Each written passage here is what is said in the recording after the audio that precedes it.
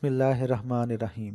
السلام علیکم دوستو، آپ دیکھ رہے ہیں آڈیو کتب خانہ۔ جن دوستوں نے ابھی تک اس چینل کو سبسکرائب نہیں کیا وہ جلدی سے سبسکرائب کریں اور بیل آئیکن دبا دیں تاکہ آنے والی اچھی اچھی کتابوں کی آڈیو آپ تک پہنچتی رہے۔ شکریہ۔ چلیے شروع کرتے ہیں۔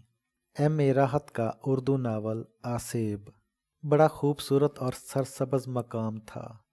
بیچ در بیچ پہاڑی ٹیلے تحاد نظر بکھرے ہوئے تھے۔ غالباً یہاں کا موسم بھی خوشگواری ہوتا ہوگا۔ کون سی جگہ تھی، اس بستی کا کیا نام تھا جو پہاڑوں کی گہرائیوں میں آباد نظر آ رہی تھی؟ کھلونوں جیسے مکان بہت دور تک پھیلے ہوئے تھے۔ بلندیوں سے دیکھنے سے ان میں زندگی رواں دواں نظر آتی تھی۔ خوش و خرم پریشان حال لوگ اپنی اپنی مصروفیات میں لگے ہوئے تھے۔ بہت فاصلے پر کچھ سیڑھیاں نظر آ رہی تھیں جو ایک پہاڑی کی بلندی پر جا کر ختم ہو جاتی تھیں۔ اس بلندی پر سبز رنگ کی ایک عمارت بنی ہوئی تھی جس پر کپڑے کے بہت سے جھنڈے لہرا رہے تھے۔ قرب و جوار میں احاطے بکھرے ہوئے تھے۔ ان احاطوں میں لوگ آتے جاتے نظر آ رہے تھے۔ بلندی تک پہنچنے کا بس ایک ہی راستہ تھا۔ مجھے اندازہ ہو گیا کہ کسی صاحب علم کا مزار ہے۔ میں خود بلندی پر کھڑا ہوا تھا اور یہاں سے یہ تمام مناظر دیکھ رہا تھا۔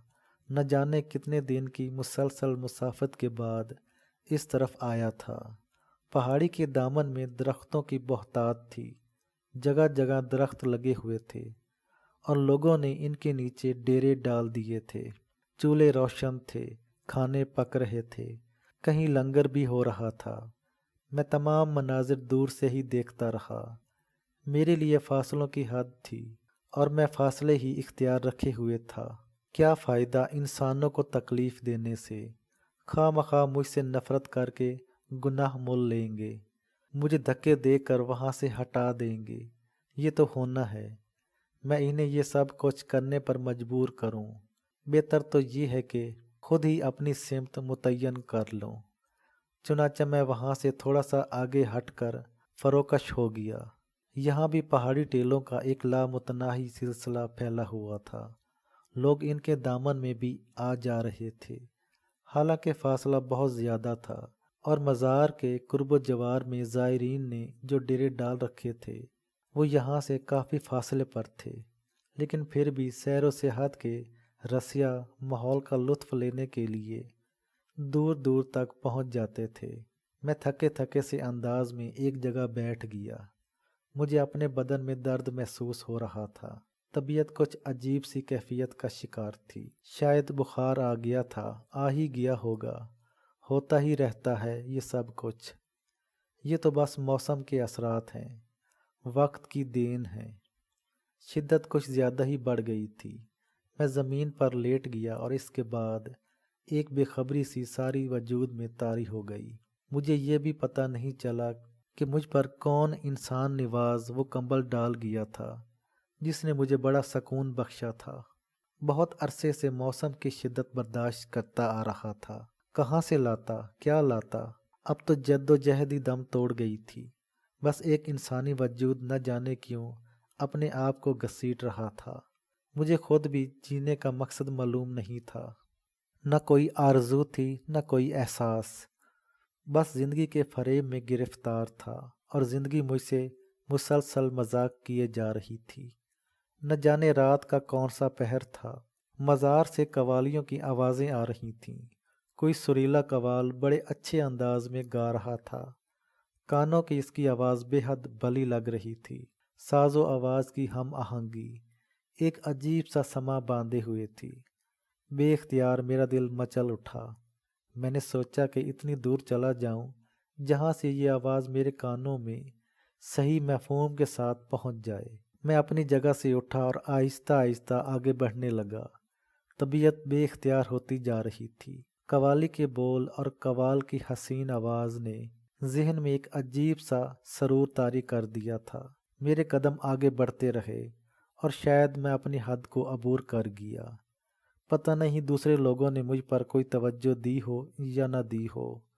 اب میں ان تمام چیزوں سے بیگانہ تھا اور قوالی کے ان الفاظ میں الجھا ہوا تھا۔ خوش الہان قوال گا رہا تھا۔ تم ایک گورک دھندا ہو بھی نہیں اور ہر جا ہو، تم ایک گورک دھندا ہو۔ میں نے دل میں سوچا اور میرا ذہن قوال کے ان اشعار میں الجھ گیا۔ ایک عجیب سی داستان تھی، ایک عجیب سا احساس دل میں جاگزین ہو رہا تھا۔ میرے قدم بے اختیار آگے بڑھ رہے تھے، پھر اچانک ہی کسی نے مجھے روک دیا۔ میں رک کر انہیں دیکھنے لگا۔ وہ باریش انسان تھے، سفید سفید لبادوں میں ملبوس، ایک عجیب سی کیفیت کے حامل۔ ان کے ڈھیلے ڈھالے لباس فضا میں اڑ رہے تھے اور وہ خشمگین نگاہوں سے مجھے دیکھ رہے تھے۔ میں نے چونک کر انہیں دیکھا۔ ناپاک، غلیظ انسان، تجھے پتہ ہے تو کس جانب بڑھ رہا ہے؟ تیرے قدم ادھر کیوں بڑھ رہے ہیں؟ میں پیچھے ہٹ ورنہ تجھے دھکے دے کر ہٹاؤں گا۔ مگر کیوں؟ میں بھی تمہارے جیسا انسان ہوں۔ تو ہم جیسا انسان نہیں ہے، گناہوں کی پوٹ ہے تو، سمجھ رہا ہے؟ چل یہاں سے آگے بڑھ، چل۔ وہ لوگ لکڑی کے ٹکڑوں سے مجھے دھکے دینے لگے اور بہت دور تک دھکیلتے ہوئے لے گئے۔ یہاں بھی ایک درخت تھا اور اس درخت کے نیچے ایک انسانی وجود نظر آ رہا تھا۔ میں آہستہ آہستہ پیچھے ہٹتا جا رہا تھا اور میری آواز خود میرے کانوں میں گونج رہی تھی۔ ناانصافی ہے، یہ بے رحمی ہے، تم میرے ساتھ ظلم کر رہے ہو۔ میں انسان ہوں، مجھے غور سے دیکھو، میں انسان ہوں۔ تو انسانیت کی حد سے بہت آگے نکل چکا ہے۔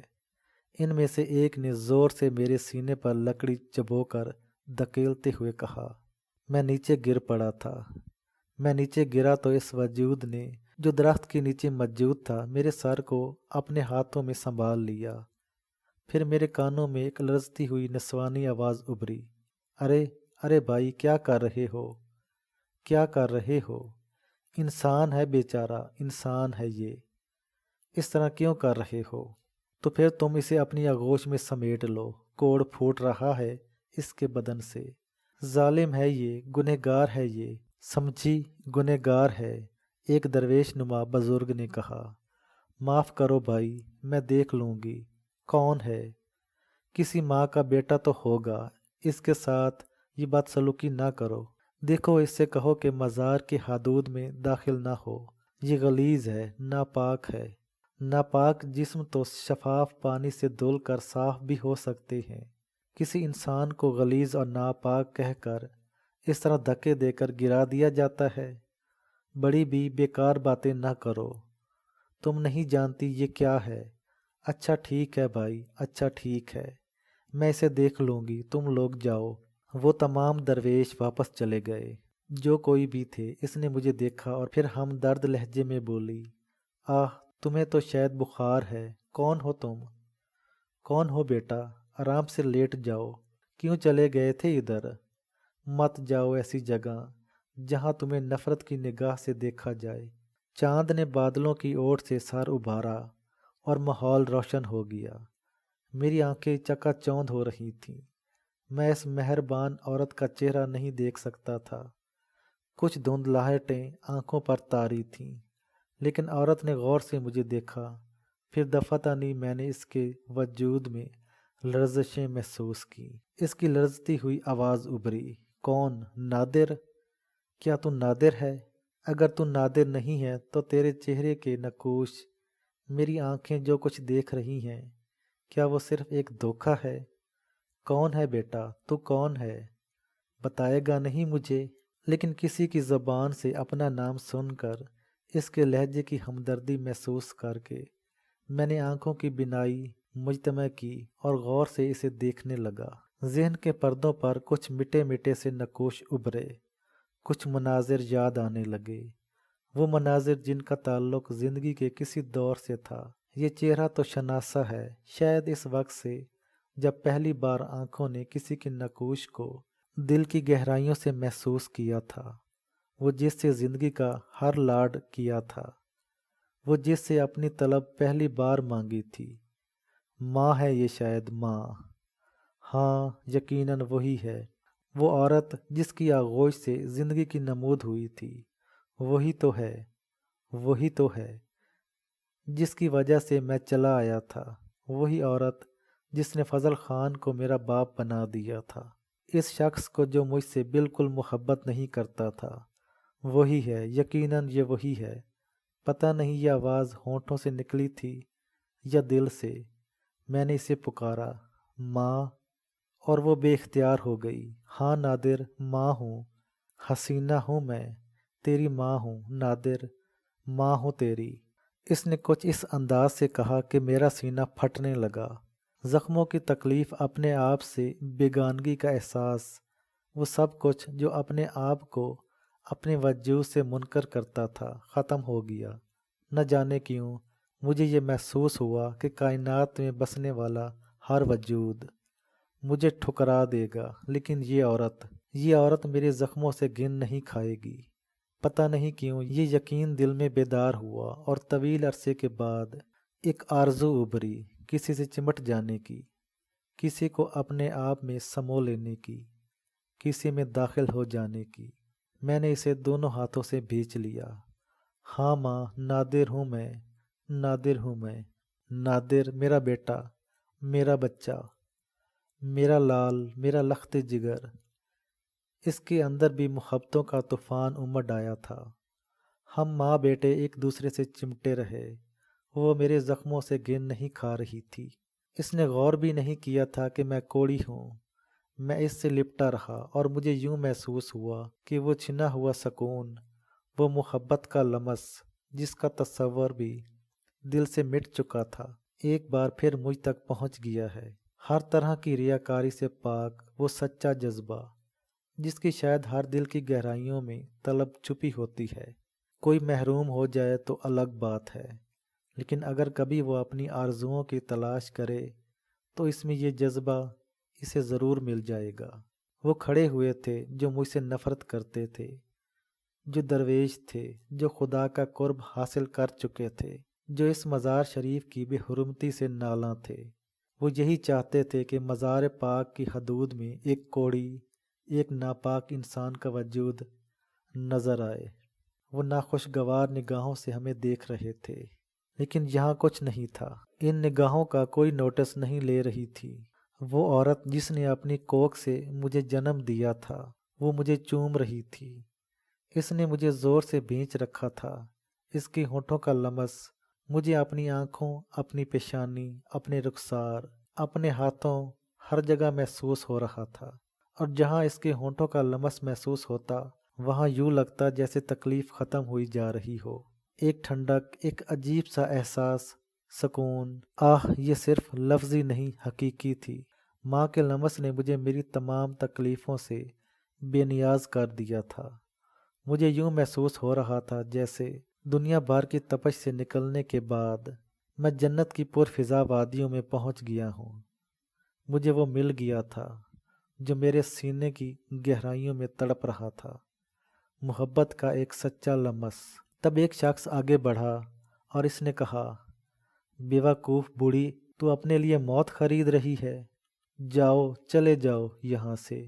میں کیا کر رہی ہوں میں جانتی ہوں۔ تم سے زیادہ ہوش مند ہوں میں۔ تمہاری آنکھیں بینائی کھو چکی ہیں۔ جاؤ، چلے جاؤ یہاں سے۔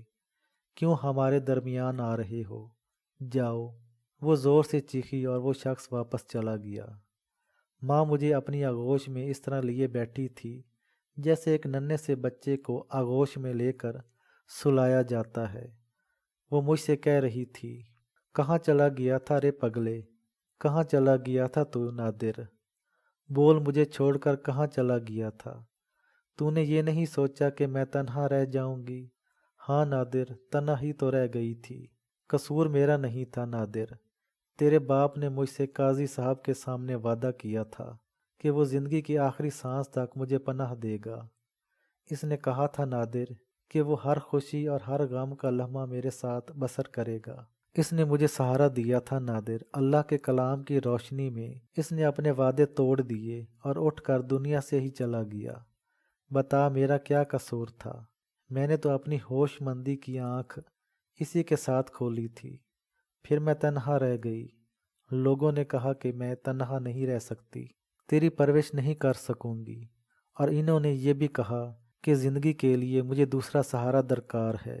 نادر، میں نے کسی سے بھی نہیں کہا تھا کہ وہ میرے لیے تیرے باپ کے سوا کوئی اور سہارا تلاش کر دے، لیکن نہ جانے کیوں مجھ پر سختی کی گئی اور پھر مجھے فضل خان کے حوالے کر دیا گیا۔ نادر، میں نے یہی سوچا تھا کہ چل اور کچھ نہ سہی، میں تیرے باپ کی نشانی کو پرورش تو کر لوں گی۔ میں نے فضل خان کا حکم ماننا شروع کر دیا، ایک شوہر کی طرح نہیں نادر، ایک مالک کی طرح جو کوئی چیز خرید کر اپنے گھر کے آنگن میں باندھ لیتا ہے۔ میں نے صرف اس کے احکامات کی تعمیل کی تھی۔ میرے بچے، تو میری اولاد ہے، تیرے سامنے میری سچائیاں کبھی داغدار نہیں ہو سکتی، میں جھوٹ نہیں بول سکتی۔ میں نے فضل خان کو اپنا شوہر کبھی نہیں سمجھا، وہ تو میری ایک مجبوری تھی، تیری پرورش کا ایک ذریعہ تھا۔ اور اس کے بعد نادر، وہ جس طرح سے تیرے اور میرے ساتھ پیش آتا رہا، اس میں میرا کوئی قصور نہیں تھا۔ نادر، میں سچ کہہ رہی ہوں، میرا کوئی قصور نہیں تھا، میں اسے روک نہیں سکتی تھی۔ میری تو سمجھ میں نہیں آتا تھا کہ میں اس سے کیا کروں۔ میں تو کمزور تھی نادر، میں اس کا کچھ نہیں بگاڑ سکتی تھی، اور وہ جو دل چاہتا تھا کرتا رہتا تھا۔ جب تو چلا گیا تب بھی اس نے میرے ساتھ وہی سختیاں روا رکھیں، اور نادر اس کا جو دل چاہتا کرتا، مجھے مارتا تھا، زخمی کر دیتا تھا مجھے، اور یہاں تک کہ اس نے ایک بار مجھ سے ناراض ہو کر مجھے گھر سے نکال دیا۔ تو جو چلا گیا تھا، اب میں اس کے لیے ایک بیکار شے ہی تو تھی۔ اس نے وہ دونوں بچے مجھ سے چھین لیے جن سے مجھے کوئی لگاؤ نہیں تھا، کیونکہ وہ تیرے باپ کی اولاد نہیں تھے، وہ فضل خان کی ملکیت تھے۔ جیسے اس کے گھر میں بھینس، اس کا گھر کا آنگن، گھر میں بچھی ہوئی چارپائیاں، وہ تمام چیزیں جو اس کی تھیں، اسی طرح وہ بچے بھی اسی کے تھے۔ میری اولاد تو تھا نادر، تو جو مجھے چھوڑ کر چلا گیا تھا، اور پھر جب اس نے مجھے نکال دیا تو مجھے خوشی ہوئی کہ کم از کم اس طرح مجھے تجھے تلاش کرنے کا موقع تو ملے گا۔ اور نادر، اس کے بعد سے میں بھٹکتی رہی ہوں، میرے بیٹے، میرے بچے، میں تیری تلاش میں سرگرداں رہی ہوں، نہ جانے کہاں کہاں ماری پھری ہوں۔ میں نہیں جانتی زندگی تھی، زندہ ہوں، یہاں تک پہنچ گئی تھی۔ درویشوں، بزرگوں، ولیوں کے مزاروں پر میں نے تیرے لیے دعائیں مانگی، میں نے ان سے آرزو کی کہ ایک بار ان آنکھوں کے بند ہونے سے پہلے ایک بار میرا بچہ میری نگاہوں کے سامنے آ جائے۔ دعائیں پوری ہو گئیں میری نادر، میرے بچے، تو آ گیا نا تو نادر؟ ہاں ماں، میں آ گیا ہوں۔ لیکن ماں، لیکن کیا؟ ماں کے سامنے لیکن کیا معنی رکھتا ہے؟ میں کوڑی ہوں، بکواس کرتا ہے، جھوٹ بولتا ہے، کون کہتا ہے تو کوڑی ہے؟ ارے کوڑ ہوتا تو میرے وجود میں ہوتا، کوڑ ہوتا میرے بدن میں، میرے چہرے، میری آنکھوں میں ہوتا۔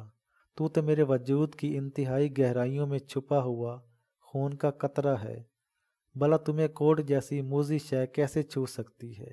کوڑی تو نہیں نادر، اگر کوئی کوڑی ہے کسی کو تو مجھے ہوگا، تجھے نہیں ہو سکتا۔ کون کہتا ہے کہ تو کوڑی ہے، ہیں؟ بھول جا ان باتوں کو۔ ماں، مجھ سے بچ، کیسی باتیں کر رہا ہے؟ تجھ سے بچوں گی تو پھر کائنات میں اور کیا رہ جاتا ہے نادر؟ میں تجھ سے بچوں گی نادر، ہیں؟ اپنا کوڑ میرے وجود کو دے دے نادر، اپنا کوڑ مجھے منتقل کر دے، سب کچھ لے لوں گی تجھ سے۔ ماں ہوں تیری تکلیفیں تجھے نہیں برداشت کرنے دوں گی۔ میں جو ہوں، کیسے ہوگا تجھے یہ سب کچھ؟ مجھے بتا میرے لال۔ اور میری زبان کھل گئی، میں نے ماں کو اپنی زندگی کی ہر مشکل بتا دی، ہر لمحے سے آشنا کر دیا میں نے اسے۔ واقعی ایک وہی تو تھی جسے میں سب کچھ بتا سکتا تھا، ایک وہی تو تھی جس کی سچائی پر مجھے یقین ہے، باقی ساری دنیا جھوٹی ہے، خود فریب ہے، کوئی میرے ساتھ انصاف نہیں کر سکتا۔ ہر شخص اپنی اپنی مرضی کے مطابق مجھے استعمال کرتا رہا تھا، لیکن ماں ہی ہے، میں اسے سب کچھ بتانے کے بعد اس طرح پرسکون ہو گیا جیسے میرے بدن کا سارا بوجھ اتر گیا ہو۔ تیرا کیا قصور ہے پگلے؟ اس میں تیرا کیا قصور ہے؟ تو ایک معصوم سا بچہ تھا، ایک گاؤں سے نکلا ہوا، دنیا سے ناواقف۔ تو نے کیا دیکھا تھا اس دنیا میں بھلا؟ کیا دیکھا تھا تو نے؟ لوگوں نے تجھے گھناؤنے مقاصد کے لیے استعمال کیا۔ تیرا کوئی قصور نہیں۔ کیا یہ کوڑ مغز نہیں جانتے؟ کیا یہ نابینا نہیں جانتے؟ اگر انہیں حقیقتوں کا علم نہیں ہے تو پھر یہ کون سی روحانیت کے علمدار ہیں؟ بول، کون سی روحانیت کے علمدار ہیں یہ ناواقف ناآشنا لوگ؟ اٹھ میرے ساتھ اٹھ، یہ پاک ہستی جو اس مزار پاک میں موجود ہے تیری داد رسی کرے گی، تیرے لیے اللہ سے دعا کرے گی اور تو ٹھیک ہو جائے گا۔ کون ہے جو تجھے اس کوڑ میں مبتلا رہنے دے گا؟ میں اس پاک ہستی سے تیری سفارش کروں گی۔ میں کہوں گی کہ میں ماں ہوں، چل میں انہیں بتاتی ہوں، میں انہیں بتاتی ہوں کہ تیرے ساتھ کیا ہوا ہے۔ وہ سنیں گے، ضرور سنیں گے۔ کون ماں؟ اس مزار کے مالک، اس پاک مزار میں رہنے والی وہ پاک روح جس کا تعلق اللہ سے ہے، جو اللہ کے پسندیدہ بندوں میں سے ایک ہیں اور جس کا مزار پاک نور کی چادر میں لپٹا ہوا ہے۔ یہ نور کی چادر بے مقصد نہیں ہے۔ وہ دیکھ رہے ہیں، وہ دیکھیں گے، وہ ضرور اللہ سے تیرے لیے دعا کریں گے۔ آ میرے ساتھ چل، میں تیری سفارش کروں گی ان سے۔ ماں ہوں، آہ آہ، اٹھ اٹھ جا نادر، اٹھ جا۔ ماں نے میرا ہاتھ پکڑا اور میں کھڑا ہو گیا۔ ایک عجیب سا احساس، اس طرح لگا جیسے میرے ساتھ فوج چل رہی ہو، بھلا اسے روکنے والا کون ہے؟ لیکن جب ہم مزار کے احاطے کے پاس پہنچے تو وہاں بارش افراد موجود تھے اور کڑی نگاہوں سے ہمارا جائزہ لے رہے تھے۔ پھر ان میں سے ایک نے چیخ کر کہا، اے بوڑھی، کیا کر رہی ہے تو؟ خبردار، چل یہاں سے۔ دیکھتی نہیں ہے ایک ناپاک وجود تیرے ساتھ ہے جس کے سارے بدن سے تعفن اٹھ رہا ہے؟ وہ ناپاک نہیں ہے، اس پر غلاظت ڈال دی گئی ہے۔ ہٹ جاؤ، راستہ چھوڑ دو۔ یہ سب کچھ تمہارا نہیں ہے، اس پر میرا بھی حق ہے۔ تو اگر اس احاطے میں داخل ہوئی تو ہم تجھے سنسار کر دیں گے۔ ارے جاؤ جاؤ، تم کیا سنسار کرو گے؟ تشدد پر آمادہ ہو رہے ہو اور پرچار روحانیت کا کرتے ہو ہیں؟ تم نے اپنے طور پر پاک اور ناپاک کا تصور کر لیا ہے۔ جانتے نہیں ہو کہ میں ماں ہوں اور میرے ساتھ میرا معصوم بچہ ہے، میرا بیٹا ہے۔ اس نے کچھ نہیں کیا ہے۔ تم نہیں جانتے، تم نہیں جانتے۔ روحانیت سینے میں بسنے والی چیز نہیں ہے، اس کا ورد بہت مشکل سے ہوتا ہے۔ اپنے آپ کو مکمل نہ سمجھو، ہٹ جاؤ۔ ایک ماں کا راستہ چھوڑ دو ورنہ جل جاؤ گے، سمجھ رہے ہو؟ اس وقت میرے اندر ممتا کے شعلے بھڑک رہے ہیں۔ جلسا دیں گے تمہیں، راستہ دے دو مجھے۔ یہ پاگل ہے، یہ بوڑھی پاگل ہے۔ ہٹاؤ اسے، ہٹاؤ، یہاں سے بھگا دو۔ دیکھو میں گواہی دے رہی ہوں کہ میرا بچہ بے قصور ہے۔ تمہیں ماننا پڑے گی یہ گواہی۔ تم کیا جانتے ہو ماں ہوں میں گواہی دے رہی ہوں، اور اس کے بعد اور کچھ باقی نہیں رہتا۔ کیا تم نہیں جانتے کہ اللہ نے ماں کو کیا درجہ دیا ہے؟ اپنے بعد اگر اس نے کسی کو درجہ دیا ہے اولاد کے لیے تو وہ ماں ہے، اور ماں اپنی اولاد کے لیے ایک شجر سایہ دار ہوتی ہے۔ کیا تم میری شاخیں کاٹ دینا چاہتے ہو؟ ارے نابینا انسانوں، ہٹ جاؤ۔ جب ماں یہ گواہی دے رہی ہے تو تمہیں بھلا بیچ میں بولنے کا کیا حق ہے؟ میں کہتی ہوں راستہ دے دو۔ میں جہاں جا رہی ہوں مجھے جانے دو۔ فیصلہ میرے اور اس کے درمیان ہے۔ تم کیوں ہماری راہ میں آ رہے ہو؟ ہٹ جاؤ، مجھے راستہ دے دو۔ ہم تمہیں اندر نہیں جانے دیں گے۔ یہ کوڑی ہے، ناپاک ہے، غلیظ ہے۔ نہیں، میں ماں ہوں اس کی۔ میں گواہی دیتی ہوں کہ یہ پاک ہے، یہ معصوم ہے، یہ فرشتہ صفت ہے، اس کا کوئی قصور نہیں ہے۔ ماں کی آواز بند کرو گے تو نقصان اٹھاؤ گے۔ سمجھ لو یہ کیسے عبادت گزار ہو تم۔ تمہاری عبادتوں نے تمہیں کچھ نہیں دیا۔ तुम अपनी आंखों की बिनाई तक बहाल नहीं कर सके। एक माँ का रास्ता रोक रहे हो। हट जाओ।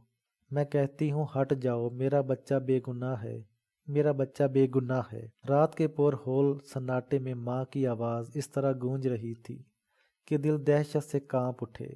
ये आवाज़ हर वरे से मुंतशिर हो रही थी और कुर्ब जवार का हर पत्थर मेरी माँ के साथ चीख रहा था और वो कह रही थी, माँ हूँ मैं, मुझसे दूर रहो।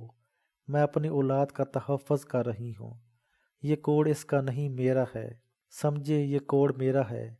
अरे कोड चश्मों से गुनहगार नहीं, ये तो मेरा खून है। समझे। हाँ, मैं गवाही देती हूँ कि ये बेगुनाह है। मुझसे बड़ी गवाही किसी के पास है? क्या मुझसे बड़ा गवाह है इस कायनात में? हटो, रास्ता दे दो मुझे। इस बुढ़िया को धक्के देकर बाहर भगा दो, पागल है ये। फिर वो लोग बड़ी बड़ी लकड़ियां लेकर और लकड़ियों से हमें धकेलने लगे। देखो, देखो, ऐसा ना करो, ऐसा ना करो, ना करो। अगर मैंने बराह रास्त इससे राब्ता कर लिया तो तुम्हारे हक में बेहतर नहीं होगा। तुम शर्मिंदा हो जाओगे, तुम्हें दुख होगा, तुम्हें तकलीफ होगी। क्यों, मैं ठीक कह रही हूँ ना? माँ ने बुलंदी पर बने हुए मज़ार पाक की तरफ देखते हुए कहा। हम दोनों को बहुत दूर धकेल दिया गया और हम मज़ार पाक में दाखिल न हो सके। माँ ने मेरी तरफ देखा और मैंने शर्मिंदगी से गर्दन झुका ली। नहीं पागल, जो कुछ तुमने कहा है इसमें एक लफ्ज़ गलत नहीं है, और जो कुछ मैंने सुना है इसमें तेरा कसूर नहीं है। दुनिया तुझे गुनहगार करार दे, मगर मैं तुम्हें बेगुनाह करार देती हूँ। फिर इसका चेहरा आहिस्ता आहिस्ता आसमान की जानिब उठा और इसने कहा, और तू आसमान के बासी, आसमानों पर रहने वाले, क्या तू मेरी बात की गवाही नहीं देगा? क्या मैं गलत कह रही हूँ? क्या मैंने इसके बारे में गलत फैसला किया है? तूने तो इसे मेरी कोख में उतारा था। हैं? गलत कह रही हूँ मैं? मेरा मान नहीं रखेगा तू? मेरी गवाही नहीं देगा तू? मैं इसकी गवाह हूँ और तू मेरा गवाह है। बोल, क्या कहता है? ले जाओ इसे वापस। नफरत से ठुकरा दो इसे मैं। बोल, बोल। नफरत से ठुकरा दूं इसे मैं। बोल, बोल। और फिर वही हुआ। गूंजदार आवाज़ फ़ज़ा में बुलंद होती रही। माँ कह रही थी, जवाब दे, मुझे जवाब दे, मेरे मालिक, जवाब दे। और फिर जो कुछ हुआ इसका कोई तस्वर मेरे जहन में नहीं है। मैं इसके बारे में कुछ नहीं कह सकता। खुला शफाफ आसमान था, तारे चमक रहे थे, चांद निकला हुआ था, लेकिन थोड़ी देर के बाद चांद छुप गया। तारे शर्मिंदा होकर रुपोश हो गए। गहरे बादलों ने आसमान को ढांप दिया और फिर मध्यम मध्यम बूंदाबांदी शुरू हो गई। ये बूंदाबांदी आहिस्ता आहिस्ता मूसलाधार बारिश में तब्दील हो गई। मैं अपनी माँ के साथ इस बारिश में खड़ा भीग रहा था और माँ चीख रही थी, रहम मिल गया है, मान मिल गया है मुझे। देखने वालों, देखो, देख लो, मेरी आवाज़ आसमान तक पहुँच गई है। देख लो, देख लो। बादल बरसते रहे और इससे पहले जब भी मेरे ज़ख्मों पर पानी पड़ता था, इन ज़ख्मों में तकलीफ़ होती थी, लेकिन यह आब हयात था जो मेरे वजूद की गलाज़तों को धो रहा था।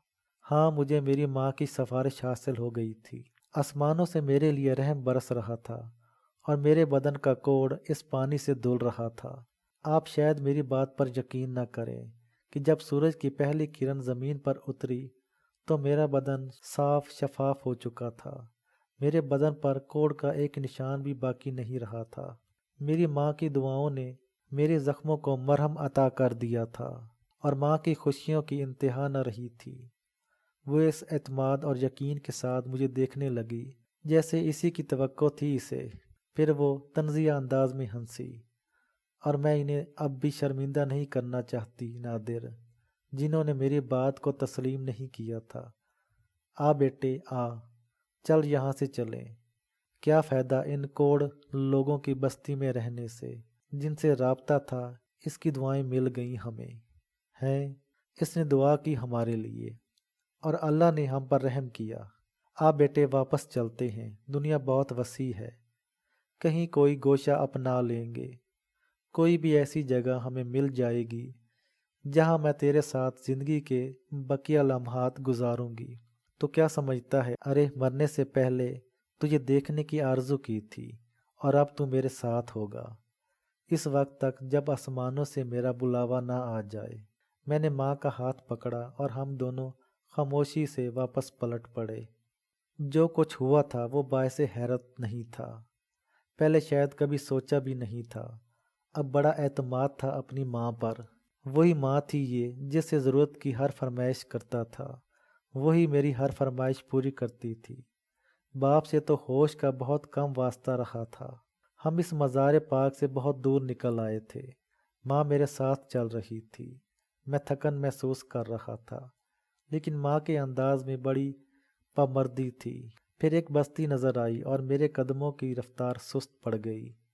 क्या हम यहाँ रुक जाएं? हैं? हाँ, तुम थक गए होगे, माँ ने कहा और मैं मुस्करा दिया। माँ मेरी थकन के बारे में सोच रही थी। इसे अपनी उम्र, अपनी थकन का एहसास नहीं था। छोटी सी बस्ती के एक गोशे में हमने एक सायादार दरख्त के नीचे पनाह हासिल की। हमें बैठे हुए एक मिनट भी नहीं गुजरा था कि दो आदमी हमारे पास आ गए। इन्होंने सलाम किया और इनमें से एक ने कहा, मुसाफिर हैं आप? हाँ भाई, बस एक रात यहाँ गुजारेंगे, सुबह को चले जाएंगे। माँ ने कहा, नहीं नहीं, ये मतलब नहीं है। आप अल्लाह की रहमत हैं। हमारे बस्ती का हर घर आपके लिए खुला है। जिस घर में कदम रखेंगे इसकी इज़्ज़त बढ़ जाएगी। लेकिन मस्जिद के मौलवी साहब ने आपको अजान के मीनार से देखकर हमें आपके पास भेजा है और कहा है कि आपको बज़द एहतराम ले आएं। कहाँ? माँ ने पूछा। आइए। माँ ने मुझे उठने के लिए कहा और मैं उठ गया। कुछ फासले पर मस्जिद नज़र आ रही थी, लेकिन मेरा हर कदम खौफ से भरपूर था। क्या मुझे मस्जिद में दाखिल होने दिया जाएगा? मस्जिद के दरवाजे पर पहुंच गया। किसी ने न रोका। अंदर दाखिल हुआ तो आंखों में आंसू आ गए। हमें एक हुजरे में पहुंचा दिया गया। मैंने कहा, माँ, मैं नमाज पढ़ना चाहता हूँ। अभी वक्त नहीं हुआ। मैं सजदा शुक्र करना चाहता हूँ। मुझे नमाज नहीं आती थी। वुज़ू किया और सजदे में गिर गया। सब कुछ मिल गया था। खोया हुआ वक़ार वापस मिल गया था। आह, कायनात में मुझे भी जगह मिल गई थी। मस्जिद में हमारी बेहतरीन तवाज़ुअ की गई। काफ़ी वक्त यहाँ गुजारा। इस दौरान मेरी सोच का अमल भी जारी रहा। कुछ फैसले किए। हिकमत याद आया था, मेरा बेहतरीन दोस्त था। वो हमें ज़रूर खुश आमदीद कहेगा। यही हुआ। हिकमत ने मुझे देखा। फरते मुसरत से दीवाना हो गया, मुझसे लिपट गया। इसका पूरा ख़ानदान वहाँ आ चुका था। हिकमत एक बेहतरीन कारोबारी बन चुका था। माँ को इसने अपनी माँ का दर्जा दिया। हमारे लिए यहाँ सब कुछ था। चुनाचा इस तरह एक नई ज़िंदगी का आगाज़ हो गया, जो हर तरह खुशगवार थी। ये तरद्दुद भी दूर हो गया था, सिवाय एक खलश के। ये गोहर की याद थी। कौन जाने ज़िंदगी के किस मोड़ पर वो दोबारा मिल जाए। इसे सिर्फ ये पता चल जाए कि मौलवी विसालुद्दीन का कातिल मैं नहीं था, और बस शायद मेरी ये आरज़ू भी कभी पूरी हो जाए या ना हो।